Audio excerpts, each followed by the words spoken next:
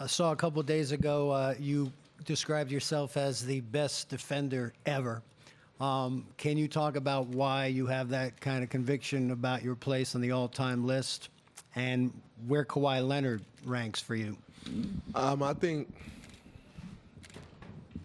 as a competitor, if you're trying to do something meaningful, if you don't have the mindset that you're the best ever, you failed already.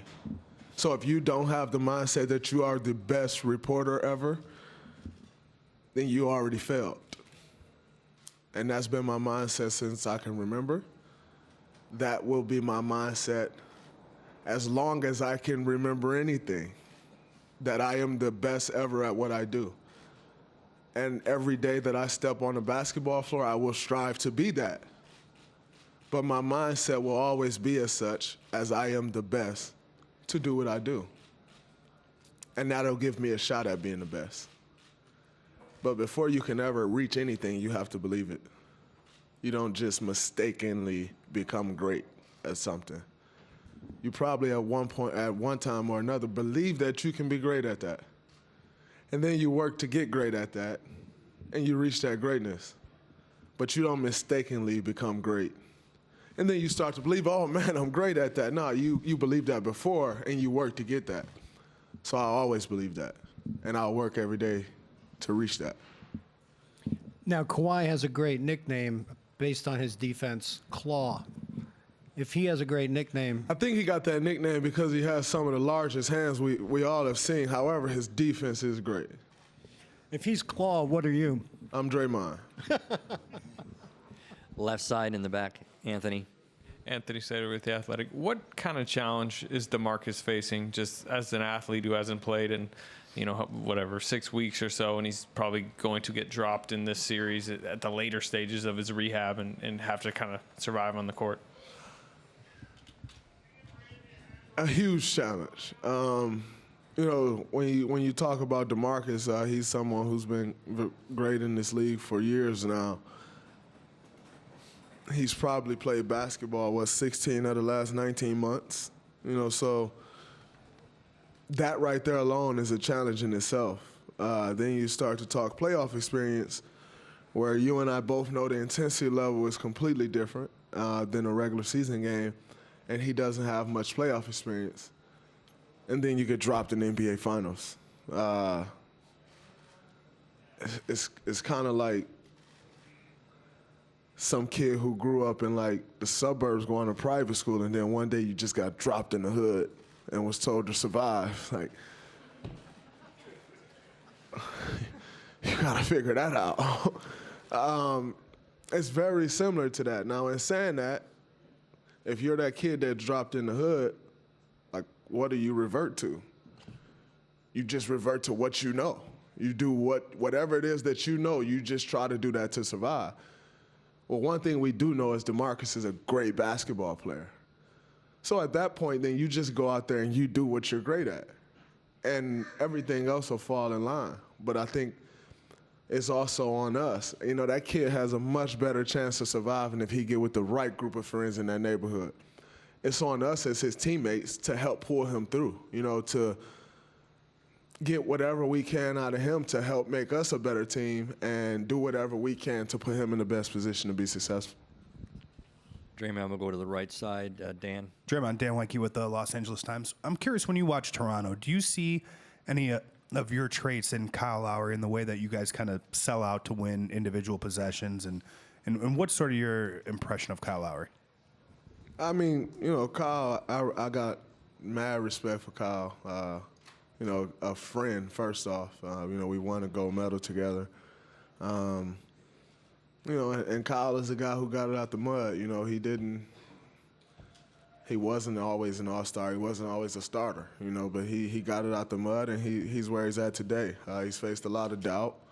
He's been criticized a ton this year and previous years before, but yet he's still standing and he's here in this moment, and, it's well-deserved. Left side in the back to Joseph.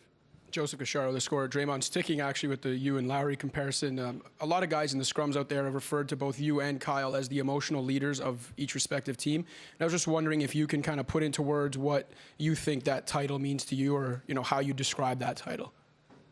I mean, that title means a lot to me, but with that title comes great responsibility, because when you are an emotional leader, your team feeds off that. And if you don't bring that, your team usually lacks in that area. And so, as it is, we play Steph got to score, Clay got to score. Like, that's their job. That's the reality of it. I have to bring that emotion to the table. That's my job. That's the reality of it. But yet it's something that I enjoy. It's a role that you don't get nights off. You're going to have off nights shooting. You're going to have nights where you turn the ball over. You're going to even have nights where you don't get as many rebounds.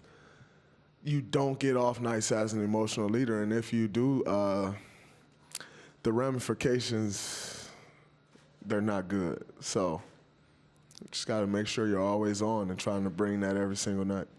Right side, first row, Phil.